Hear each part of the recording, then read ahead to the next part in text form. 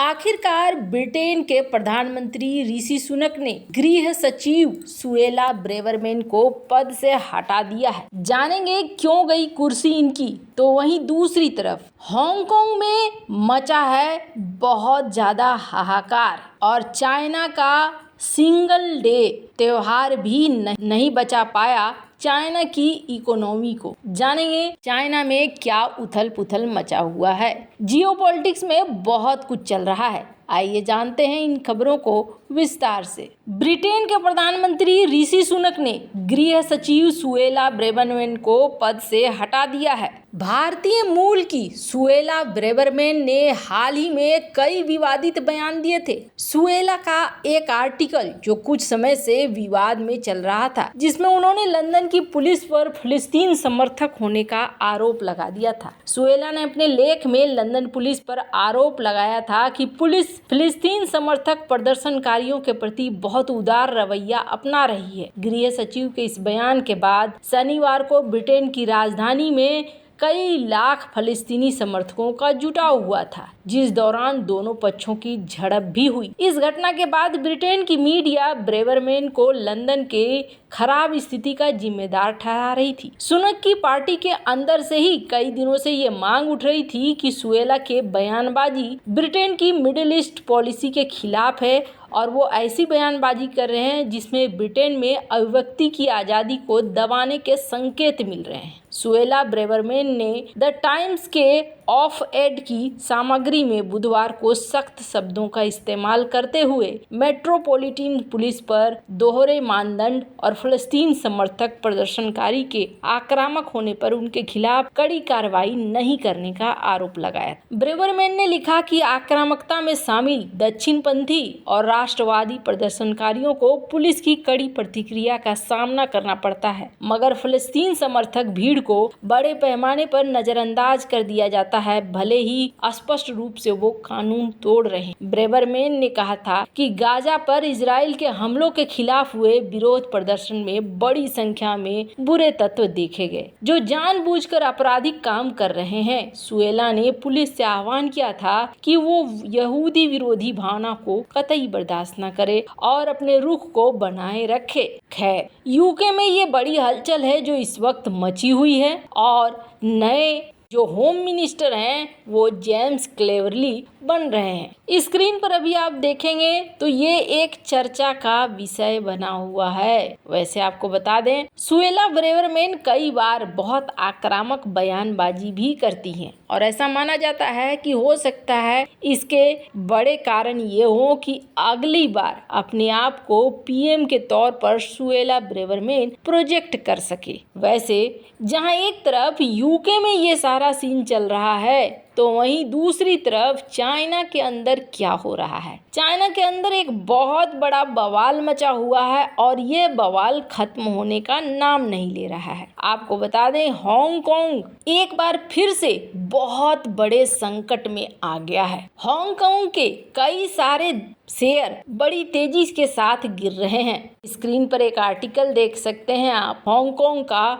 Johnson holding ये लगातार गिरता जा रहा है और ऐसे कई सारे एग्जाम्पल हैं। जिस तरीके से हांगकांग के शेयर गिर रहे हैं, उसे बचाने के लिए हांगकांग ने अब तय ये किया है कि स्टाम्प ड्यूटी को कट करेगा ताकि स्टॉक मार्केट बूस्ट हो। पर यहाँ पर फिर भी सारी उम्मीदों पर पानी फेरते हुए गोल्डमैन ने एक नई रिपोर्ट जारी कर दी है और इस नई रिपोर्ट में अपग्रेड कर दिया है भारत के शेयर को और डाउनग्रेड कर दिया है हांगकांग बेस्ड चाइना स्टॉक। सबसे बड़ी बात यह है कि गोल्डमैन ने ब्लूमबर्ग की रिपोर्ट के अनुसार हांगकांग के शेयर मार्केट में खास तौर पर चाइना के जो शेयर हैं उसे डाउनग्रेड कर दिया है और ये चाइना के लिए किसी बड़ी मुसीबत से कम नहीं है। चाइना के ऊपर इस वक्त हांगकांग से जो प्रॉफिट आता है वो प्रॉफिट एक अच्छा प्रॉफिट है,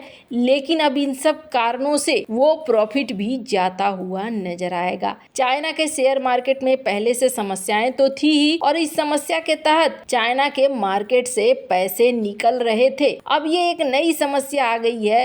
हांगकांग में चाइना के शेयर को डाउनग्रेड करने का मतलब हो गया कि यहाँ पर और ज़्यादा इन्वेस्टमेंट नहीं आएगी और आउटफ्लो ज़्यादा होगा। जहाँ एक तरफ ये सब कुछ हो रहा है तो वहीं दूसरी तरफ चाइना को एक बहुत बड़ी उम्मीद थी, और ये उम्मीद किस चीज़ से थी, तो चाइना के यहाँ एक फेस्टिवल होता है और इस फेस्टिवल से बहुत ज़्यादा उम्मीद थी चाइना को कि इसकी इकोनॉमी को एक बहुत बड़ा बूस्ट मिलेगा और इसकी इकोनॉमी आगे बढ़ेगी। क्यों? क्योंकि इस एक दिन की जो सेल होती है ना, वो सेल इतनी तगड़ी होती है कि साल भर का बहुत सारा लॉस को ये मेकअप कर देती है। चाइना में कुछ कुछ इस तरीके के फेस्टिवल होते हैं और चाइना का ये जो एक दिन का फेस्टिवल है, ये फेस्टिवल इतना तगड़ा होता है कि यूके के बड़े बड़े फेस्टिवल को मात दे देता है। जैसे यूके और यूएसए में ब्लैक फ्राइडे और भी कई तरह के ऐसे डे हैं, डे में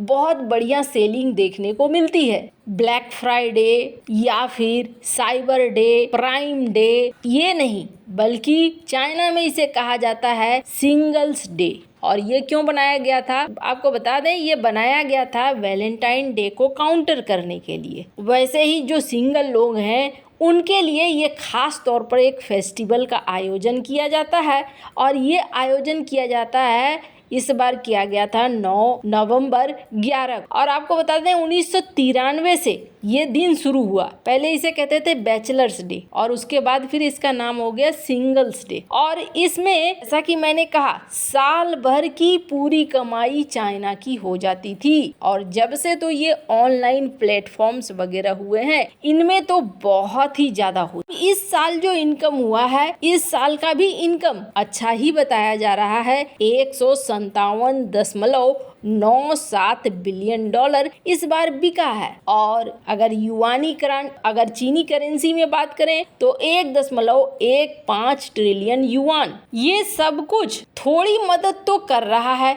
लेकिन आपको बता दें जो एक्सपर्ट हैं उनका क्या कहना है। उनका कहना है कि ये चाइना की इकोनॉमी के लिए एक आशावादी तो जरूर है, लेकिन चाइना की इकोनॉमी के लिए ये ठीक नहीं है। इसलिए ठीक नहीं है क्योंकि इसके जो रिकॉर्ड हैं, ये रिकॉर्ड पिछले साल की तुलना में मात्र 3% बढ़े हैं। और आपको बता दें ऐसा क्यों कहा जा रहा है, आखिर बढ़े तो है ना। तो हर साल क्या होता था, 14 से 17% तक इसमें बढ़ोतरी देखी जाती थी। अमेरिका के तुलना में, ब्लैक फ्राइडे की तुलना में, साइबर डे की तुलना में इसमें लगातार बढ़ोतरी देखी जाती थी। लेकिन इस बार सिंगल डे में ये नहीं देखने को मिला। फर्स्ट पोस्ट की इस रिपोर्ट को देख सकते हैं आप, जिसमें कहा जा रहा है कि चाइना का सिंगल डे अब धीरे धीरे लोगों को आकर्षित नहीं कर पा रहा है। तो इसके 2 कारण हैं। पहली बात तो ये, चाइना की इकोनॉमी खुद इस वक्त झूल रही है, लोग अपना पैसा खर्च नहीं करना चाह रहे हैं। और दूसरी बड़ी बात यह है कि महामारी के बाद बहुत सारी ऐसी समस्याएं आ गई है जिसमें आर्थिक तौर पर लोग अपने आप को मजबूत नहीं पा रहे हैं। वैसे इन सब मामले में आपकी क्या राय है, कमेंट कर जरूर बताएं। जल्द मिलते हैं अगले वीडियो में नई खबर के साथ।